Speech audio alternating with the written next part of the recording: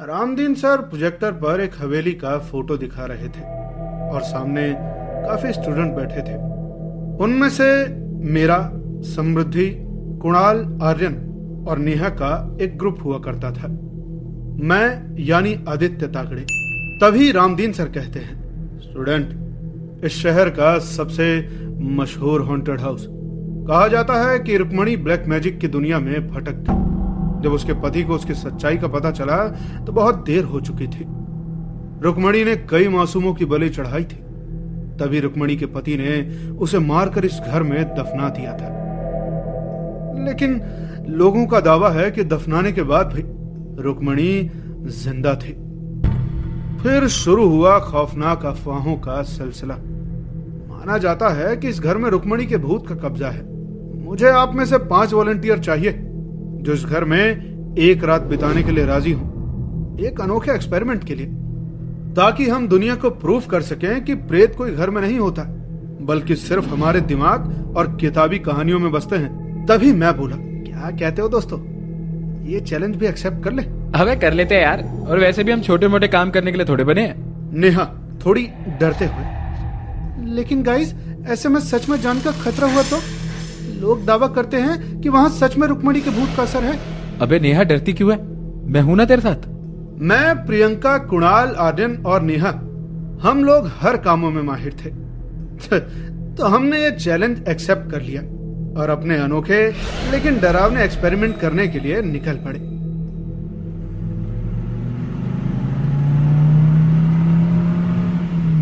मैं van drive कर रहा था और पीछे वाली सीट पर कुणाल, आर्यन, नेहा बैठे थे और मेरे बगल वाली सीट पर साथ में प्रियंका बैठी थी। तभी मैंने बोला, क्या लगता है गाइस, क्या सच में रुक्मणी विला में रुक्मणी का भूत होगा? अबे यार आदित्य, अभी रुक्मणी विला में जाकर ही पता चलेगा कि ये बात कितनी सच है भी या नहीं। सिर्फ हवा में बातें करने से कुछ नहीं होगा, समझा? हमने रास्ते में वैन रोकी क्योंकि हमें आगे का रास्ता पता नहीं था। उसी रास्ते से एक आदमी जा रहा था। मैंने उसे आवाज दी, अरे भाई सुनो जरा, वो रुक्मणी विला का रास्ता किधर से जाएगा? वो आदमी बोला थोड़ी कपकपाती आवाज में, क्यों आपको उधर क्यों जाना है? अरे भाई, हमारा कैंप है रुक्मणी विला में। वो आदमी, कैंप का मतलब? अरे भाई साहब, हमें रुक्मणी विला में एक रात गुजारनी है और ये साबित करना है कि रुक्मणी विला में कोई रुक्मणी का भूत नहीं रहता। वो आदमी थोड़ा डरते हुए, जिंदा रहोगे तो जान पाओगे ना? अरे मैं तो कहता हूँ, जान प्यारी है तो वहां मत जाओ, यहाँ से वापस लौट जाओ। तुमसे हमने रास्ता पूछा था, सुझाव नहीं। हमें रास्ता बताओगे या हम ही ढूंढे? वो आदमी, अरे जाओ भाई, मुझे क्या करना? यहाँ से 5 किलोमीटर से दूर जाके बाएं मुड़ जाना, बस वहीं मिलेगा तुम्हें रुक्मणी विला। इसके बाद हमारी वैन वहां से निकल गई और थोड़ी दूर जाकर हमें एक बोर्ड दिखा। उस पर लिखा था रुक्मणी विला और एक निशान बना था, लेफ्ट एरो वाला। हमने उसी रास्ते में हमारी वैन डाली। थोड़ी दूर जाते ही हमें एक गेट दिखा। मैं वैन से नीचे उतरा और गेट खोलने के लिए गया। वो गेट देखने में बहुत पुराना लग रहा था। उस पर जगह जगह जालियां भी लगी हुई थी। फिर हम वैन लेकर अंदर चले गए। सब के सब वैन से नीचे उतरे और रुक्मणी विला के सामने खड़े हो गए। मानो या ना मानो, जो भी इस हवेली के अंदर गया उसकी लाइफ की वारंटी खत्म। नेहा, अरे चुप रहे यार, मजाक मत कर, जरा गौर से देख तो इस हवेली को। इसे देखकर लगता है कि हमारा अंदर कोई इंतजार कर रहा है। तभी मैं बोला, चलो गाइस अंदर चलते हैं। कमाल है यार, मौत को गले लगाने की कुछ ज्यादा ही जल्दी लगती है। हम सब कोठी के अंदर चले गए। हवेली को देखकर पता चल रहा था कि यहाँ कोई रहता है, क्योंकि कोठी में एक रौनक थी। तो ये है रुक्मणी विला? भाई क्या बात है, मेरा जी तो कर रहा है अगर रुक्मणी का भूत यहाँ हो तो भी मैं यहाँ रह जाऊं। क्या कोठी है यार। तभी प्रियंका बोली, चलो देखते हैं इस कोठी में सच में रुक्मणी का भूत है भी या फिर सिर्फ ये एक अफवाह है। प्रियंका ने कहा और फिर हम सब कोठी को जांचने लगे। इन लोगों का दावा सच है कि नहीं। मैं सीढ़ी के ऊपरी हिस्से में चला गया। मैंने कोठी के हर एक कमरे को अच्छे से देखा, लेकिन मुझे ऐसा कोई सुराग नहीं मिला जिससे ये साबित हो सके कि इस कोठी में वाकई में कोई बुरी शक्ति हो। लेकिन कुणाल का ध्यान एक दरवाजे की तरफ गया। कुणाल दरवाजे के पास गया तो दरवाजा देखने में पूरी कोठी के दरवाजों से अलग था और फिर पुराना भी। कुणाल ने दरवाजा खोला, वो अंदर चला गया, लेकिन उसके पैरों में कुछ आने के कारण वो गिर गया। वो जैसे ही उठकर खड़ा हुआ, उसने नीचे देखा तो उसकी रूह कांप गई। उसका सर पसीने से भीग गया, क्योंकि वहां लाशों का ढेर लगा हुआ था और लाशें पूरी सड़ी और फूली, मानो उनमें खून की कमी हो। कुणाल चीखना चाहता था, पर डर के कारण उसके हलक से आवाज नहीं निकल रही थी। ये क्या, इतनी सारी लाशें, कहीं वो रुक्मणी वाली कहानी सच तो नहीं है? कुणाल वहां से भागना चाहता था, लेकिन अचानक से कमरे का दरवाजा बंद हो गया। कुणाल का गला घबराहट की वजह से सूख रहा था। कुणाल ने जोर से दरवाजे को खोलने की कोशिश की, लेकिन वो दरवाजा नहीं खुला। इतने में पीछे से एक धीमी मगर डरावनी आवाज कुणाल के कान में गूंजी। उसने पीछे मुड़कर देखा तो एक काली आकृति उसके सामने खड़ी थी। उसे कुणाल ने गौर से देखा तो एक जिंदा लाश थी, मानो उसमें खून की कमी थी, जैसे कि सूखी लकड़ी। वो कुणाल के पास आई, उसके हाथ में एक खंजर था। वो मंजर देखकर तो कुणाल की जान बदन से मानो बस निकल गई थी। उसने कुणाल के हाथ पर वार किया और कुणाल के हाथ पर अपना मुंह लगाकर खून पीने लगी। कुणाल की जोर की चीख निकल गई। तभी मैं, नेहा, प्रियंका और आर्यन कुणाल की आवाज का पीछा करके उस दरवाजे के पास आ गए। नेहा थोड़ी हड़बड़ाते हुए, इस कमरे से आवाज आ रही है। मैंने दरवाजे को खोलने की कोशिश की, लेकिन दरवाजा खुला ही नहीं। लगता है दरवाजा अंदर से बंद है। लेकिन तब तक उस आकृति ने खंजर कुणाल के पेट के आर पार कर दिया और फर्श पर गिरा हुआ खून चाटने लगी। कुणाल अब जमीन पर गिर गया और उसकी भी लाश पूरी सूख चुकी थी। जब हम सभी ने दरवाजे को जोर का धक्का दिया, तब जाके दरवाजा खुला। मैं, आर्यन, नेहा, प्रियंका सब अंदर आ गए और देखा तो उस कमरे में लाशों का ढेर लगा था। साथ ही कुणाल की लाश भी वहीं मौजूद थी। ये खौफनाक नजारा देखकर सब लोगों की रूह कांप गई थी।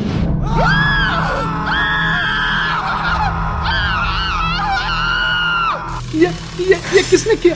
कुणाल, कहीं वो रुक्मणी मिलने वाली कहानी सच तो नहीं?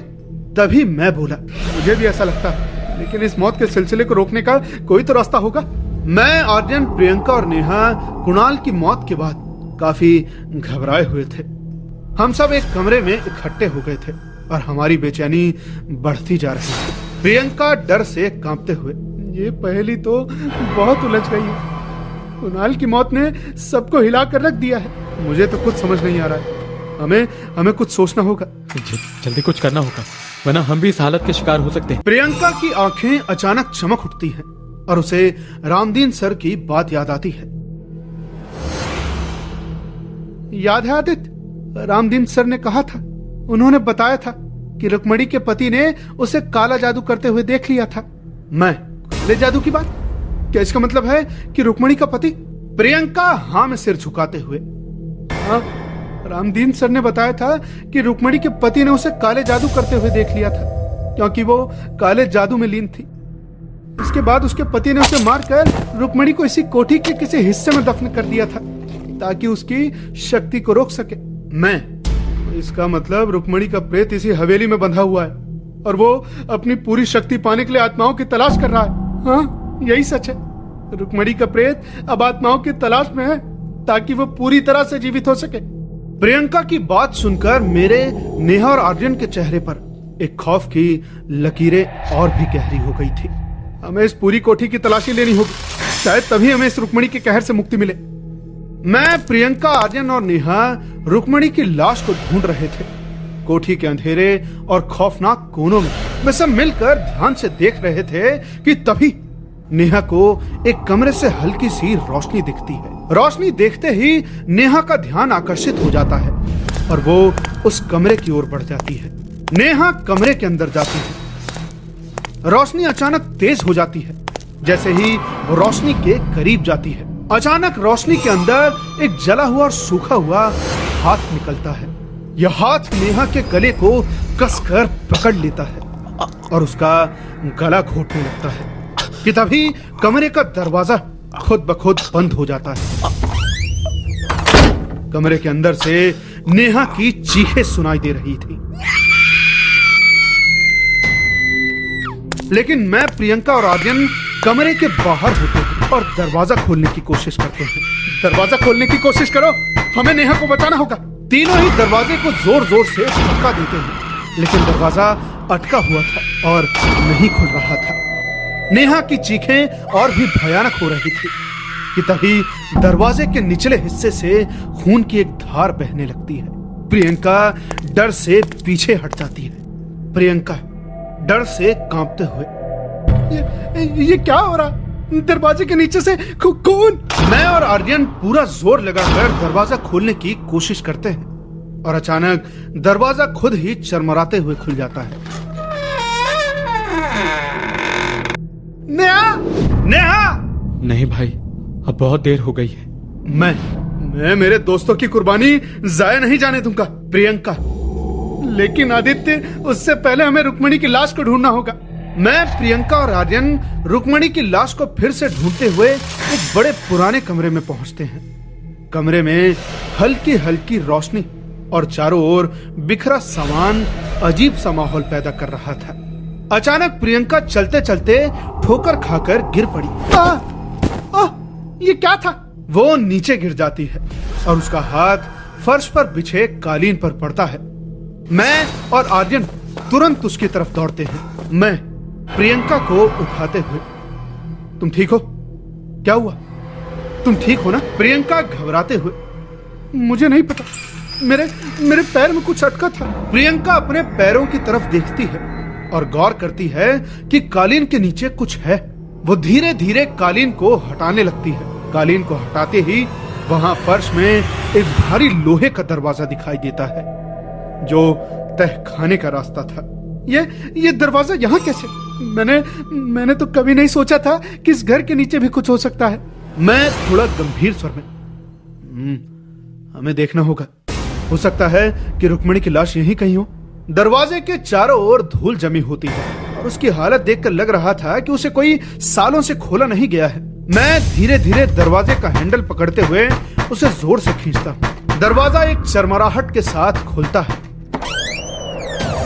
और तहखाने से ठंडी सीली हवा का एक झोंका बाहर आता है। हम तीनों वहां खड़े अंधेरे की गहराई में घूरते रहते हैं। प्रियंका, क्या हमें अंदर जाना चाहिए? मैं थोड़ा आत्मविश्वास से, और कोई रास्ता नहीं है, हमें जानना होगा कि ये जगह छुपाई क्यों गई थी।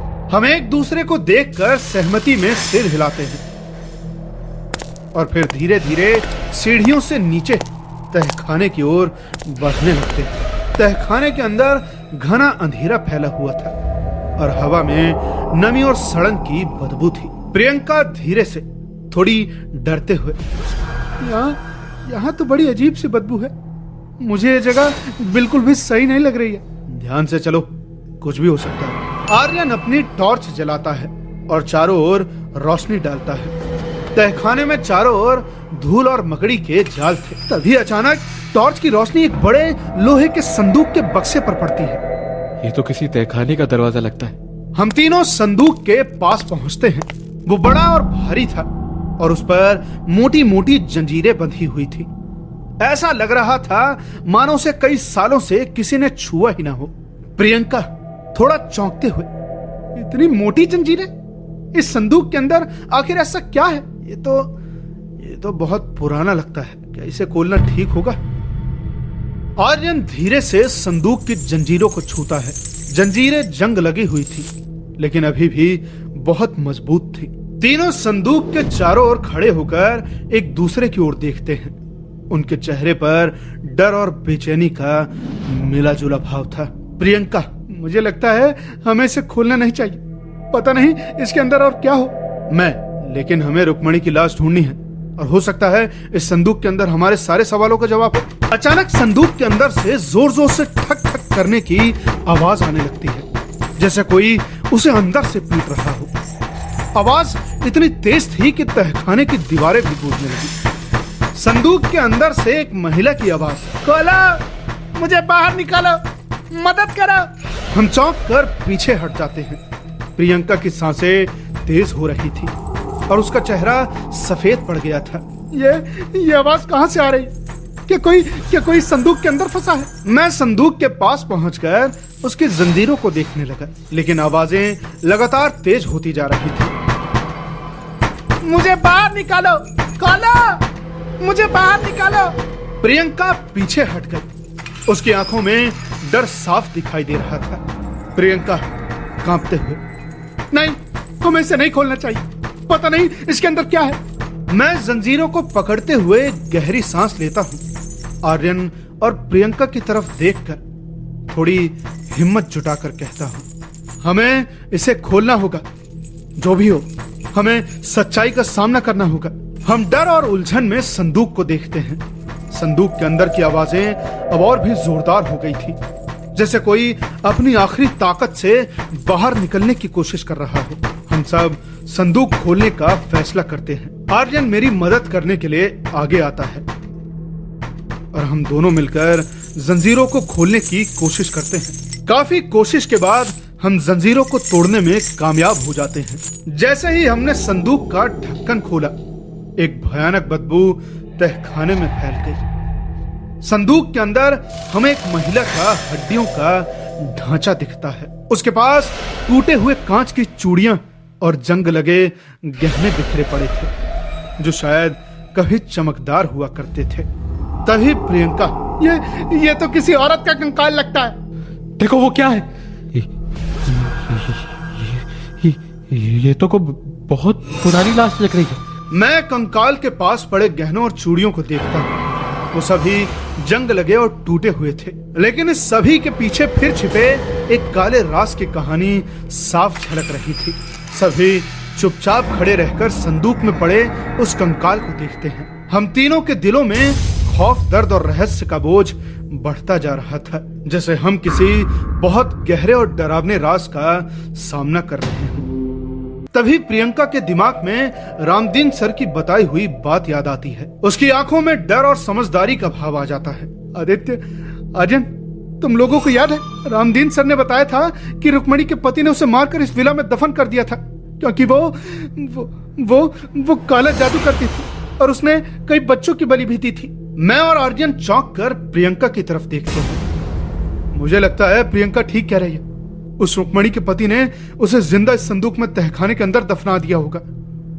मुझे सब कहानी समझ में आ रही है। प्रियंका डर से कांपती हुई पीछे हट जाती है। उसकी आंखों में डर के आंसू भर आते हैं। हम तीनों एक दूसरे को देखते हैं और एक सिहरन हमारे शरीर में दौड़ने लगती है। सच्चाई बेहद डरावनी थी और अब हमें समझ आ चुका था कि रुक्मणी का शरीर यही है। मैंने अब एक फैसला कर लिया था, हमें इसे खत्म करना होगा। रुक्मणी के कहर से हमें तभी मुक्ति मिल सकती है जब हम उसके शरीर को नष्ट कर दें।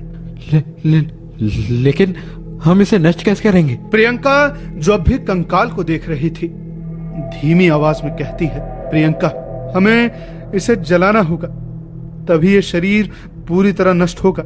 मैं भी सिर हिलाकर सहमति जताता हूँ और आर्यन की ओर देखता हूँ। इसके लिए हमें केरोसिन और माचिस की जरूरत होगी।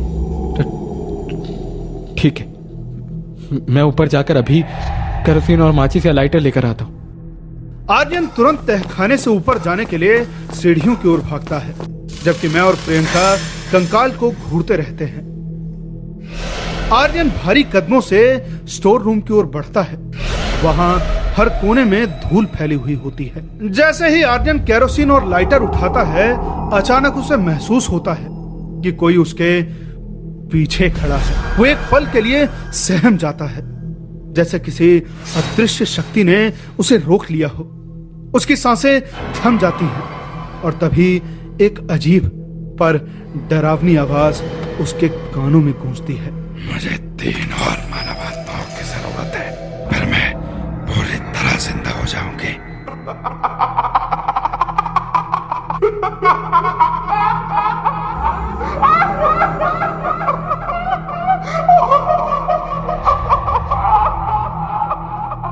आर्यन की आंखें चौड़ी हो जाती हैं। उसकी हरकतें जैसे किसी अदृश्य ताकत के नियंत्रण में आ जाती हैं। उसकी सांसें भारी हो जाती हैं, लेकिन वो कुछ कह नहीं पाता। धीरे धीरे वो तहखाने की ओर लौटने लगता है।